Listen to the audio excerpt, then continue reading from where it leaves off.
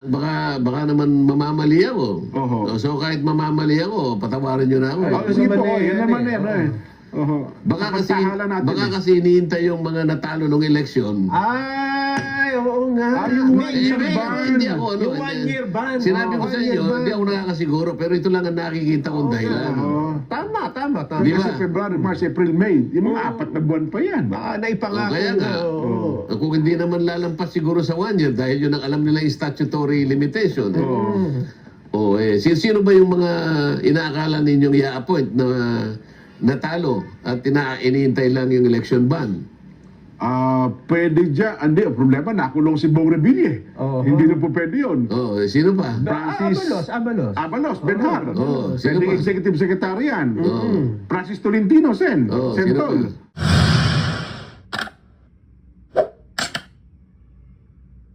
Isang araw, at ito'y tinalakay din namin ni Jen, Oo. nag-privilege speech kayo sa Senado, at sinabi nyo na, at nagulat din kami, Oo. na marami pa lang mga cabinet secretaries ang hanggang sa ngayon ay acting pa. At hindi pa, kaya acting ay hindi pa confirm Oo. dahil hindi dumadaan pa sa Commission on Appointments. Tama ka, Nelson. Jen, dahil Opo. sabi ko nga, very highly unusual naman na umabot tayo sa napakaraming mga secretaries in acting capacity. Oo. Hindi isa, hindi dalawa, hindi tatlo. 8. 8. Opo. Oo. At hindi maliliit na departamento ito, Jen, Nelson. Opo. Halimbawa, executive secretary. Acting capacity, acting. Opo. Yung ES natin. Ang ES is primus inter pares. Oo. Diba? Pagkatapos, Department of Finance, Yan. Department Frederick of Go. Public Works and Highways, Vince Dizon. Department of Justice, Opo. Frederick Bida. Department of Budget and Management, Rolando Toledo. di ba? Opo. Department of Environment and Natural Resources, Si Rafael Lutilla po yan. Oh. Department of Transportation, Si Giovanni Lopez. at saka yung Presidential Communications Office. Yan, si Secretary Dave Gomez. Oh. Sinasabi natin hindi maliliit kasi Department of Budget, sila yung gumagawa ng pambansang paglatag ng ating pangangailangan sa paggastos. Oho. Department of Finance, kasangkot din dyan. Department of Justice. Kung titingnan mo na naman sa ating administrative code, ito yung head ng legal department ng ating bansa. Oho. Pagka ikaw ay acting kasi, may mga limitasyon ka eh. Halimbawa, hindi ka pwedeng mag-appoint eh. Opo. Oho. O kaya, may mga kontratang hindi ka pwedeng pumirma. May mga ganong Kasi sa pagpapalabas natin ng budget yan, ng pondo. Sa mga meron silang inherent limitations. Okay. Ngayon, given the fact that they are the alter ego of the president, tsaka hindi na, sana man lang kung ito ay malilit na kagawaran lang, mga sections ng bawat ano, baka sakali kahit active, pwede mo nang patawarin. Kasi sinabi ko, very highly unusual, parang nagiging tentative ang pamamalakad. Oho. At hindi lamang yun, parang clearly ay nadidefy yung constitutional requirement. Ano yung constitutional requirement? Lahat ng paghirang, lahat ng ina-appoint ng Pangulo, bago sila makapag-discharge ng kanilang functions, dapat dumaan sa Commission on Appointments. Yun ang sinasaad ng saligang batas. Kasi, kinakailangang mapiho, kinakailangang masiguro yung kakayahan, yung merito ng appointment. Kaya nga, isa ito sa paraan na napapanagutan natin yung checks and balances. 8 ito hindi dumaan sa Commission on Commission on Appointments. Appointments. Opo. Sino ngayon ang Sino ngayon ang nag-confirm?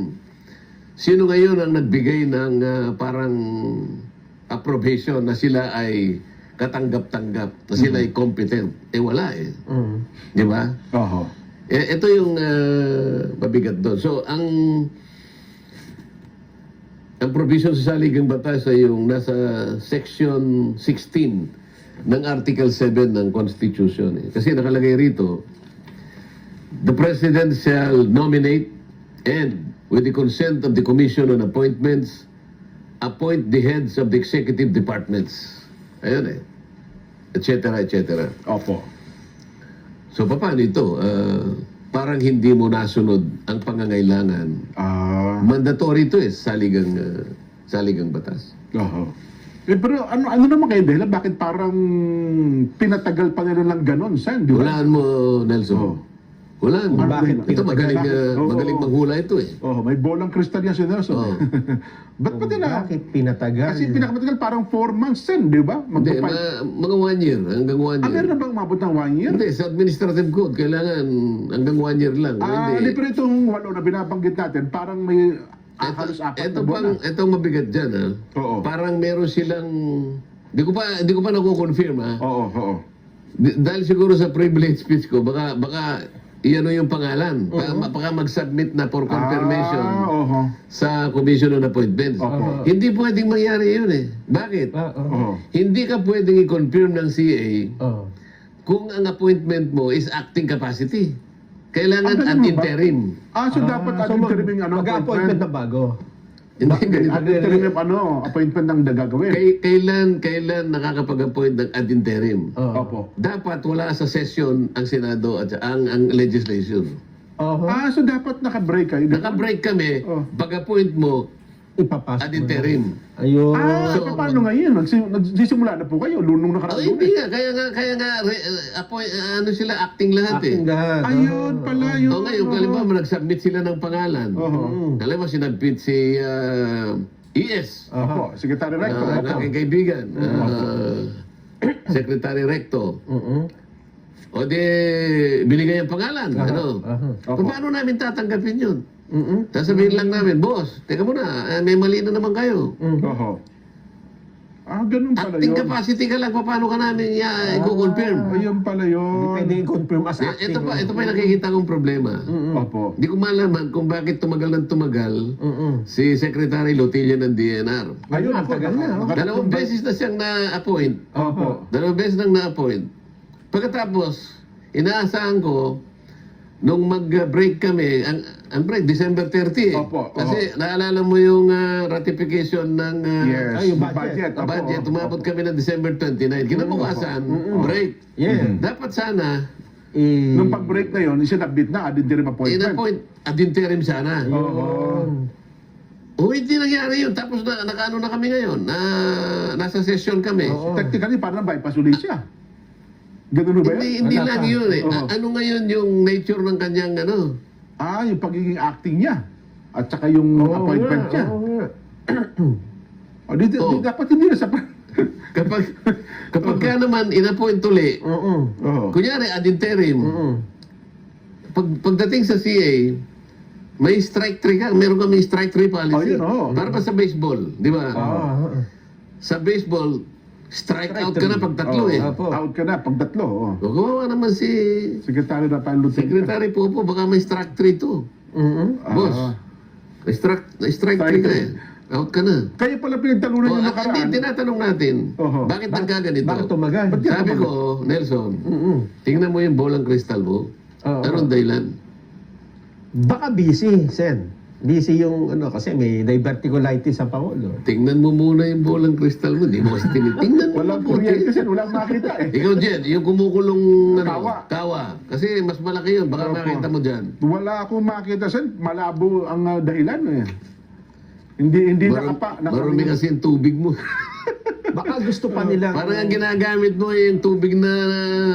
Di ba nagpunta ako ng Agusan del Sur? Ayaw po. Akalain mong... Yung tubig doon salin. Ilang salinated. Puro salin. Hindi, kaya nga tinawag kong, okay naman pala, desalination. Desalinated, Ito, desalin. Kukunin yung timba eh. Kukunin dun sa sa mababaw at saka maruming balon. Kulay kulay brown, kulay kape. E di sasalin dun sa drum. Ano? Tapos may butas yung drum, may katabi buhangin, siyang buhang isang maliit na parang filter. Dadaan sa filter, pagkatapos may maliit doon na lalagyan sa bandang ilalim, Oho. doon tumutulo unti-unti na parang tumining ang tubig. Oho. Yun ang gagamitin mo sa iyong kawa. Ah. Yung lipat lang sa drum ang ginagamit mo para makita mo. Oo nga, ho. Wala talaga makita, Sen. Ano bang, kayo na nga sumagot. Ano bang nakikita niyong dahilan, Sen? Kami na nakita ni Nelson, eh. Kaya lang, baka naman mamamali ako. Oho. So kahit mamamali ako, patawarin nyo na ako. Sige po, naman yan yan naman eh. yan, eh. Oho. Baka Pagtahala natin, baka eh. kasi hinihintay yung mga natalo ng eleksyon. Ay, oo nga. Yung May- one-year may- ban. Hindi ako, ano, Yung one-year ban. Sinabi ko Oo, sa one-year inyo, ban. hindi ako nakakasiguro, pero ito lang ang nakikita kong dahilan. Oo. Tama. Di ba? Kasi February, March, April, May. Yung mga 4 na buwan pa yan. Baka naipangako. Kaya nga, kung hindi naman lalampas siguro sa 1 year, dahil yun ang alam nila yung statutory limitation. Sino ba yung mga inaakala ninyong i-appoint na natalo at iniintay lang yung election ban? Pwede dyan. Hindi, ang problema, nakulong si Bong Revilla. Oo. Hindi na po pwede yun. Sino pa? Francis Abalos. Benhar. Sino Pwede pa? executive secretary yan. Francis Tolentino, Sen. Oo, Sentol. Sino pa ba ang mga natalo nung nakaraan? Kaba na sa Mena. Mayor Binay. Oo. Abi, opo. Yan. Sino pa? Sino pa ba mga sa alyansa ng Bagong Pilipinas, no? No, madami. Oo. Kasi, Kasi ilan lang yung pumasok sa kanila. Senator Pacquiao. Pacquiao, Manny Pacquiao. Okay. Sino pa? Di ba, liwanan na natin yan. Opo. Hindi nyo So naman- yun ang sa pantahan niya. Sa pantahan ko lang naman yun. Pero Sana naman mali ako. mataas ang Di ba? posibilidad nun, Sen, ha? Ha? Mataas ang posibilidad nun na yun nga mangyayari. Kasi Ano naman, intrigero ka naman, nasabi ko lang. Buti ko na hindi ko na sinabi. hindi, ako, titindigan ko yan, Sen. Titindigan ko yung sinabi ninyo.